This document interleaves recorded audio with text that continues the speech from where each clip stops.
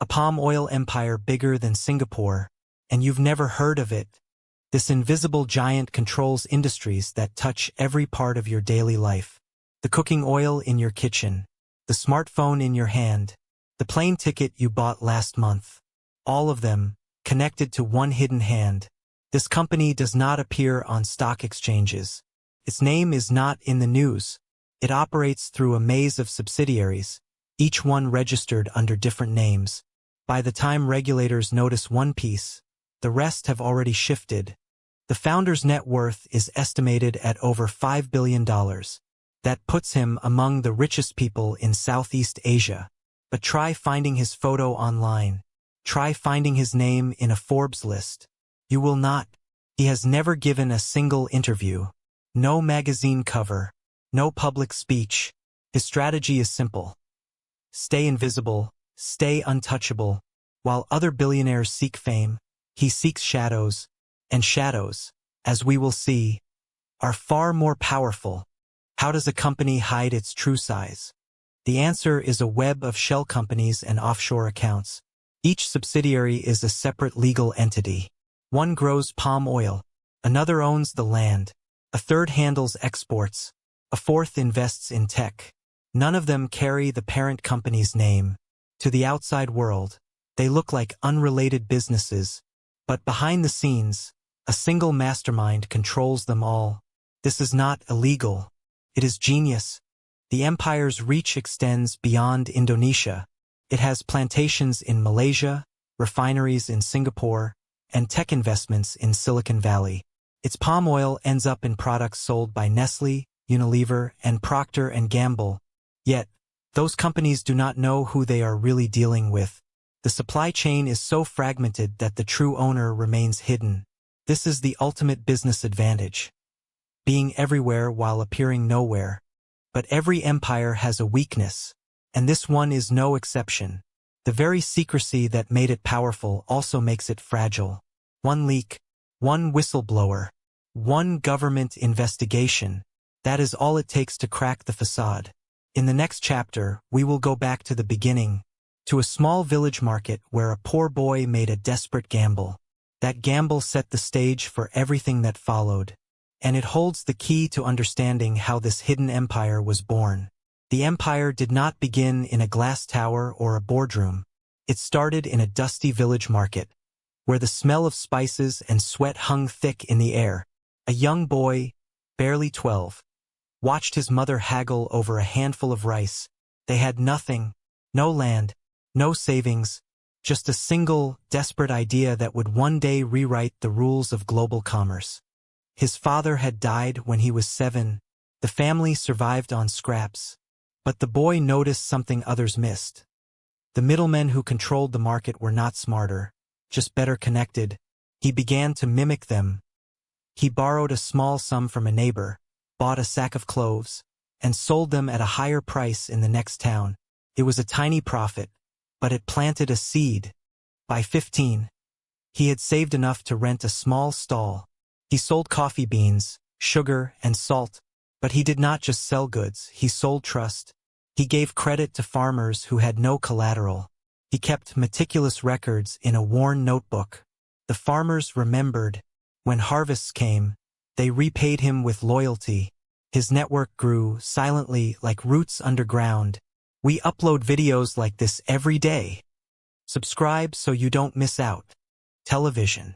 Then came the gamble that changed everything. A drought hit the region. Prices of staple crops collapsed. Farmers were desperate. The young trader saw an opportunity. He borrowed every penny he could, mortgaging his stall, and bought up all the rice he could store. His neighbors thought he was insane, but he knew something they did not. The government would soon intervene.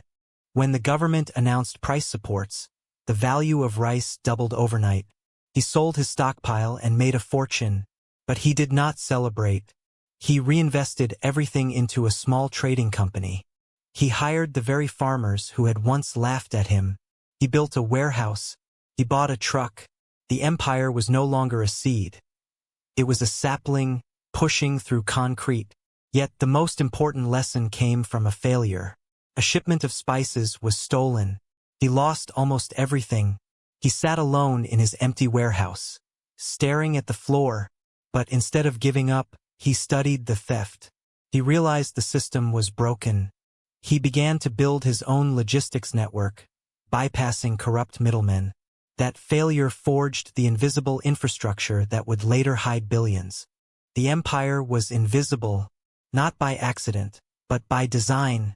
The founder discovered a crack in the global financial system, a loophole so simple, yet so powerful.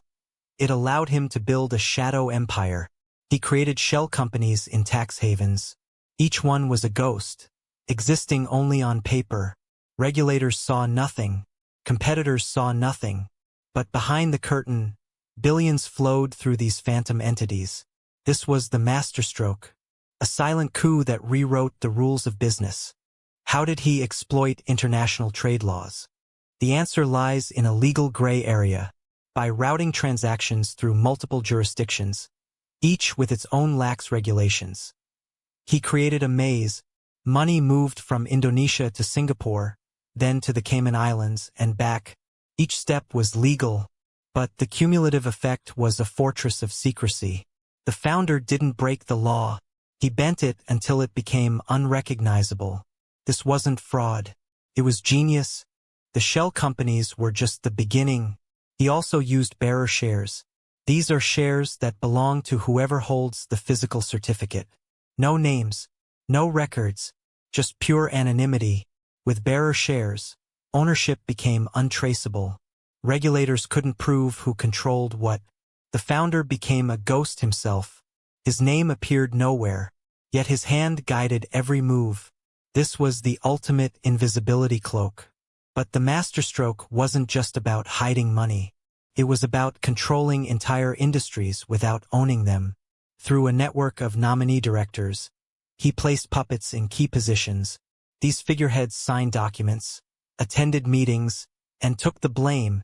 Meanwhile, the founder pulled the strings from a remote island. He owned nothing on paper, yet he controlled everything. The empire was a phantom, and phantoms can't be caught. The offshore accounts held more than money.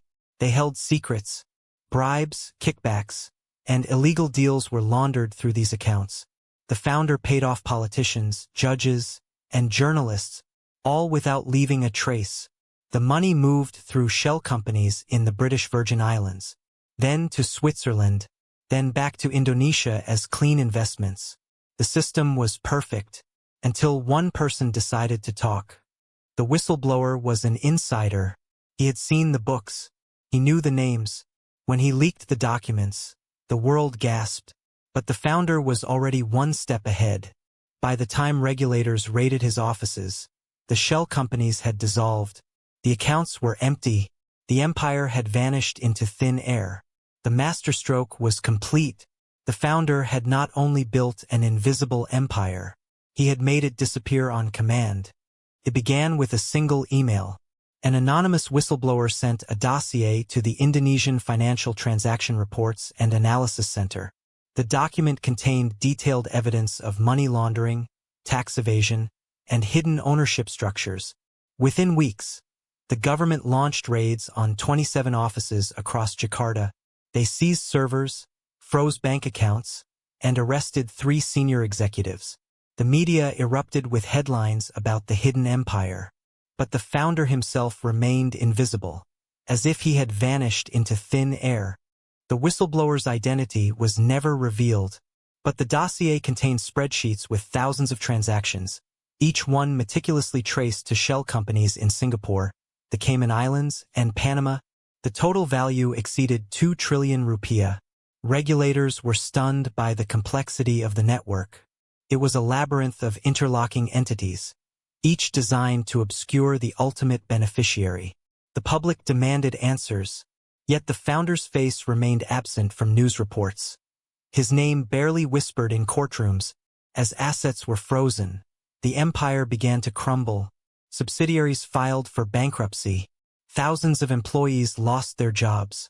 Palm oil plantations were seized by the state. The tech division, once valued at 500 billion rupiah, was sold off for pennies. Competitors circled like vultures. picking apart the remains. But something strange happened. The shell companies didn't dissolve. They simply changed ownership, transferring to names that appeared nowhere in the original investigation. The empire was not dying. It was shedding its skin. The founder's personal fortune, once estimated at $1.5 billion, was reported as lost, but investigators found no trace of his assets leaving the country. Instead, they discovered a pattern. Every major asset was now held by a trust in Liechtenstein, a jurisdiction known for its impenetrable secrecy. The founder had not fled. He had simply moved his wealth into a deeper layer of the financial system. The public trial of his executives became a spectacle. But the real story was unfolding in boardrooms across 3 continents. The whistleblower's second dossier, leaked 6 months later, revealed the final twist. The empire had not collapsed. It had transformed into a decentralized network of independent companies, each owned by different family members and trusted associates. The founder now operated through a web of proxies, never appearing on any official document. His name was erased from corporate registries, yet his control remained absolute. The hidden empire had become a ghost, invisible to regulators but still pulling the strings of a multi-billion-dollar operation. Today, the empire thrives in the shadows. Its palm oil still flows to global markets. Its tech platforms still process millions of transactions. But no one can prove who owns it. The founder is rumored to live in a private compound in Bali, surrounded by armed guards and lawyers. He has not been seen in public for years. The Indonesian government has closed the investigation, citing lack of evidence. The hidden empire remains hidden, and somewhere, in a room with no windows, the man who built it all watches the world move on. Hi everyone! Quick reminder. Subscribe for high-quality daily content. Sparkle's Part 2 is dropping tomorrow. Subscribe for notifications.